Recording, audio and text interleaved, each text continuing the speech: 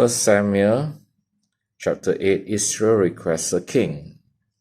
As Samuel grew old, he appointed his sons to be judges over Israel, Joel and Abijah. His older sons held court in Beersheba, but they were not like their father, for they were greedy for money. They accepted bribes and perverted justice. Finally, all the elders of Israel met at Ramah to discuss the matter with Samuel. Look, they told him, you are now old, and your sons are not like you. Give us a king to judge us like all the other nations have. Samuel was displeased with their request and went to the Lord for guidance. Do everything they say to you, the Lord replied, for they are rejecting me, not you.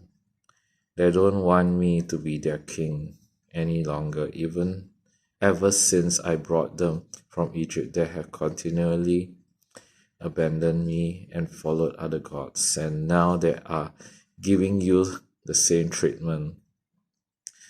Do as they ask, but solemnly warn them about the way a king will reign over them. Samuel warns against a kingdom. So Samuel passed on the Lord's warning to the people who were asking him for a king.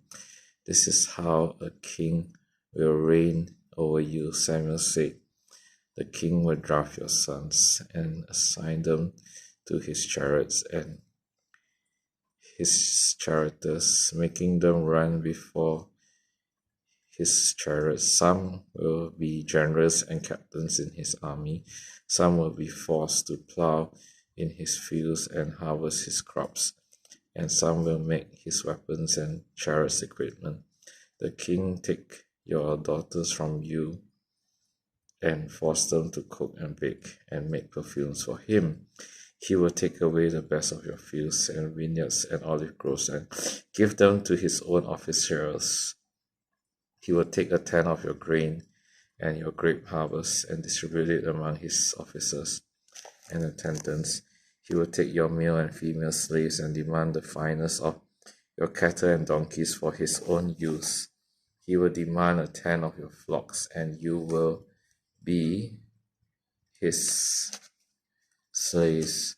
When that day comes, you will beg for relief from this king you are demanding, but then the Lord will not help you.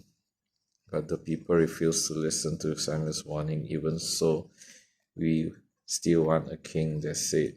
We want to be like the nations around us. Our king will judge us and lead us into battle.